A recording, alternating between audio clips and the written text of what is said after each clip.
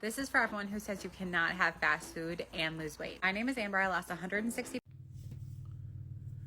Go watch her video. Gives you some insight to kind of what she eats. I saw this, oddly enough, on Yahoo, and was one of the articles there, and had found her video and then watched that. But I'm currently going through the process of losing some weight right now, as I'm not really comfortable with myself in certain aspects.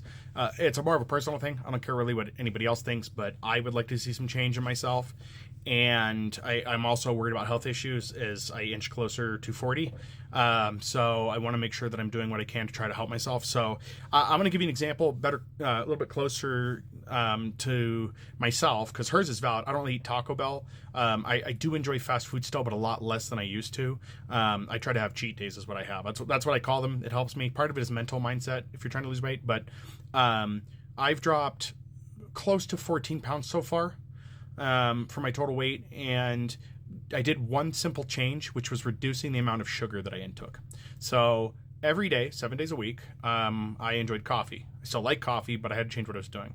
And I have one of those silver tumblers that you get at like gas stations, and I would just fill that thing up with coffee, and I like my coffee sweet, and I like creamer. So I was doing about 3/4 a cup of creamer and 3/4 a cup of sugar per each one of those. So every day of the week I was taking in all that sugar, all the calories and everything else with that. And that doesn't even count what I ate for the rest of the day. That doesn't even count what I had, just that. So within the first week of reducing that sugar intake, I dropped 5 pounds just in the first week. So you could still have the stuff you'd like. You're not permanently removing anything. You just have to be a little more disciplined and be careful. And unfortunately, as I've talked about numerous times, the food in this country is terrible. It is awful because it's not regulated well. So it is really easy to eat just if you looked at calories. Let's say you were going on the old method of just counting calories. You would quickly outpace your calorie intake just by eating fast food. It's real simple, because if you don't know the math on it, 3,000 calories is a pound is what it converts to, about that. So if you eat just fast food 3 times a day, you're already going to be hitting that, and then some. But we're not even taking into account with that the saturated fats, the sugars, all of that. And sugar is a big issue in this country. All the different forms that corn syrup is in, it's cutely named. I think there's 12 different variants of name for just corn syrup now.